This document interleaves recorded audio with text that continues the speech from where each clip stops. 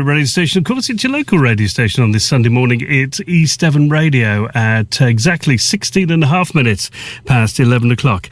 Now, a man who works as a hairdresser to writing children's books despite being dyslexic has earned this author great respect, particularly from the teachers and pupils of local schools. But this nearly didn't happen. Let's talk to the man himself, Martin Rowley. Very good morning to you, Martin. Good morning. Thank you for having me on. Very nice to see you here this morning. Let's start. Right. So how long have you been hairdressing for a start? 20 years. So, begs the question then, you're there doing hairdressing 20 years, Yeah. and then, was it all of a sudden you decided to be an author? In the first lockdown, I was in the kitchen making a coffee, and this flash of bright light came to me, and I was like, "Oh my god, I remember that! That was a dream as a child." And I just ran and grabbed my laptop, and I just started writing, basically. So you're saying that if it hadn't have been for COVID, you probably would still be doing hairdressing and not doing writing children's books? Yeah, I don't think I would have had the time to start writing my first book. So everything happens for a reason. I believe so. So, in terms of writing the book, your first book, talk to me about that, because we're going to a sort of a strange world, really. Why did you decide to go down that road? As I said, from a child, I used to have this magical dream, and this, the magical creatures, the evil witch has always been with me from so young. So it's meant to have happened. So later on in life, I didn't think I'd ever be writing right now, and she come back to me, the evil witch. The word warlocks comes to mind. It does. Right, talk to me about your first book and the inspiration that made you go into a second and a third one. So there's so much. There's just so much that I had to write, and I was just like, I can't get it all in one book. So the only way to describe it, when I was writing, it's almost like I'm in a movie, walking around, and I've got a clipboard, and I'm like, oh, that's happened. But there's so much, and like I said, I couldn't fit it all in one book. So there had to be more books. Now, the name that comes up, whether it be in one book or more than one book, is Lady Malaga. Where did that come from? She's always been with me. Okay, and has this followed on through all the books you've done? Why?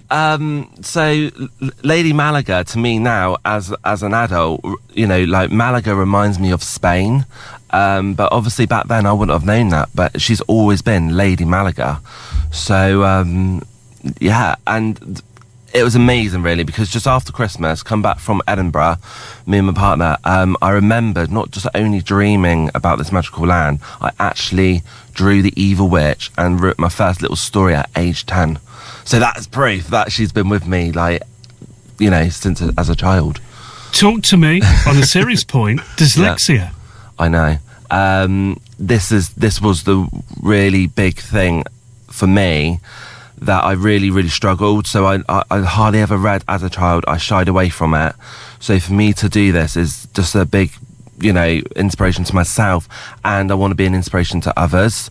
So I just found it such a struggle. I wasn't going to write it at one point. I just thought I was going to be a laughing stock, that I'm a hairdresser, I'm trading as a hairdresser, just be a hairdresser. Why do you want to be an author? Because you're in special needs, you've got dyslexia. So, and I nearly didn't do it. So it was a big struggle for me. The age group of the books is what? So, from 7 upwards, really. But it's not just for children. Loads and loads of adults are loving the books. I'm getting messages like, when's book 3 out? They've read the book 1, read the book 2. So it's appealing to all ages. So we're up to, book 3 at the moment? Is that your latest one? Yes. And what is that called? So that is called Joe Stone and the Return of the Witches. Right. So where does that name come from then? So this is it. It's just happening. It's really hard to explain, because I never thought in a million years that I could ever be an author. So at the moment, this is all new to me. It's so magical, and I'm on this magical journey myself.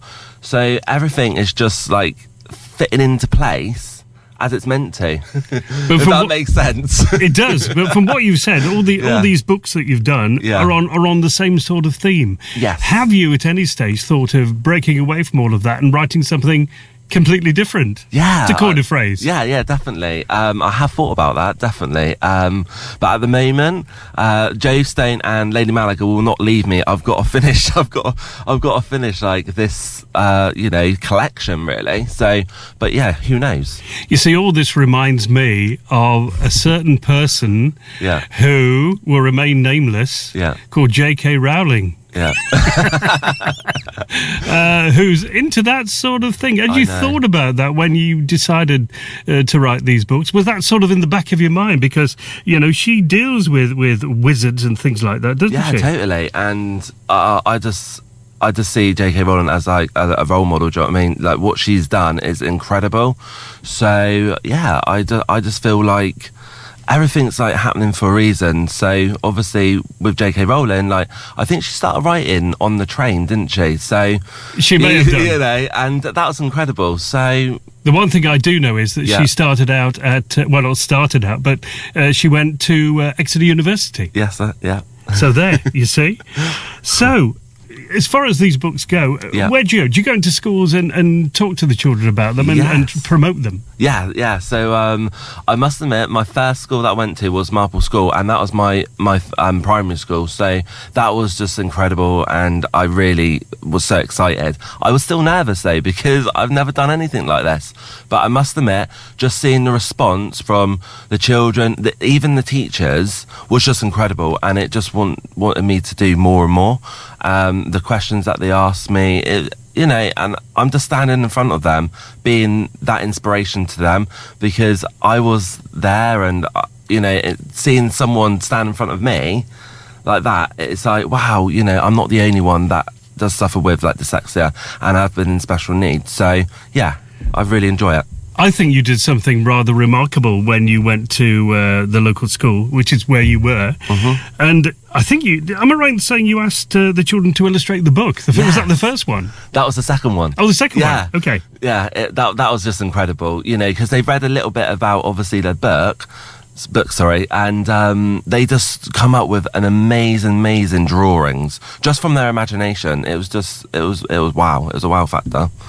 So, do you go around? You mentioned your local school where you used to go. What about other schools? Do you sort of tour the area and go around? Yeah, so I've been to Marple Primary School, I've been to St Joseph's, Withycombe Primary School, and I've just recently been to Countess Weir, Exeter School as well. So you've broadened your horizons really, and you've got further. What about going even further afield? Have you thought about doing that this year? Yes, I would love to. I would love to, definitely.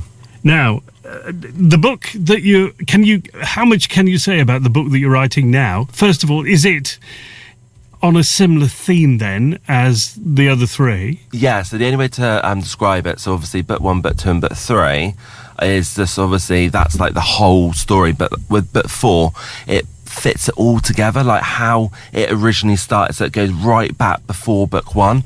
But I'm in no rush at the moment to get that done. I just, I want to take my time with the book 4 because there's so much more to say in it. Looking ahead, you've probably not done this, but I've certainly thought about this. Have you at any stage thought about a film being made out of this? Wow. Yes, definitely. That'll do for a start. Yeah. That's a good way to start. Yeah, that'll just be incredible. Absolutely incredible. So I think like my mission is like I'm a self-published author. It's been over 3 years and I'm on this journey and I just don't want it to end, and I want it to be in like all the schools. And funny enough you just say that because a lot of the kids at the schools are like, is it going to be in a film? And I'm like, wow, that would be amazing. So I think I'm just on that journey, and I need obviously a publisher, really. Right, let's talk about that as you mentioned it. How do you as somebody who's thinking in terms of getting involved in book writing? Yeah. What do they need to do? What's the first steps to get a publisher? Because obviously that's vitally important, isn't it? Yeah, definitely. So I've been looking into it, and obviously as in this journey, it's all new. So I reach out to sort of like different people. The first thing you have to do is find an agent. So an agent would represent me, and then they will go to the publishing houses. But it's just as difficult to find an agency as it is a publisher. In terms of finance, could you, if you wanted to, do the publishing yourself or organise it yourself. Would that save you money by doing that? Yeah, definitely. My mission is to get it in all the schools. Just seeing the response from the kids and the teachers in just a small local community. It's incredible. So I want everyone to experience that. And my story is obviously I was in special needs. I've got dyslexia. I nearly didn't do this. I didn't believe in myself. So this is really, really important to me to say to people, believe in yourself and don't let anyone put you down. So, yeah. What about things like libraries? Because you mentioned about going round to various primary schools and talking about the book. What about going to libraries or have you been in libraries? Yeah, so I have rung the Exmouth Library and they are going to get back to me, but I know obviously everyone's just busy at the moment. But for me, obviously, like today, being on the radio and with the social media side and stuff, sometimes it is just obviously a word of mouth as well, you know? It sounds as though you've got the bug, even for, I used to say this on a Sunday morning, the bug for writing. Is this going to carry on? Yeah, definitely. I'm enjoying it. I'm absolutely enjoying it, and I just don't want it to end. Anybody who is interested in getting hold of the book, yes. Where can they go? What do they need to do here? Yeah, so it's on Amazon. So it's Martin Rowley on Amazon. So my first book is Joe Stone and the Curse of Lady Malaga. That's on Amazon. And then it's Joe Stone and the Battle of Lady Malaga, also on Amazon. I recently just set up a website. So that is www.martinrowleyproductions.com. .com, and my whole story's on there, and also you can purchase the books through my website as well. It sounds wonderful. Listen, delighted to see you this morning. Thank you so much for talking about the books, and continue despite your disability. I mean, you've done very, very well, haven't you? Thank you. And may you long continue doing that. Something you really enjoy doing, and the hairdressing as well. Yes, so, definitely. If I put you on the spot now, which of the two do you prefer? Honestly, hairdressing is. It's always been with me. It's in my blood. Do you know what I mean? So I won't ever give up hairdressing. Don't worry. Okay. But also, books are in my blood as well now. So that's a very diplomatic answer you give me there, Martin. Thank you very much. Listen, thank you so much for coming in. Thank you. Thank you very much indeed. Ladies and gentlemen, local author from Exmouth. We've been talking to a gentleman called Martin Rowley. And despite, as he was just been talking about, his dyslexia, he has accomplished 3 books. He's writing a 4th. And who knows, next, maybe a film.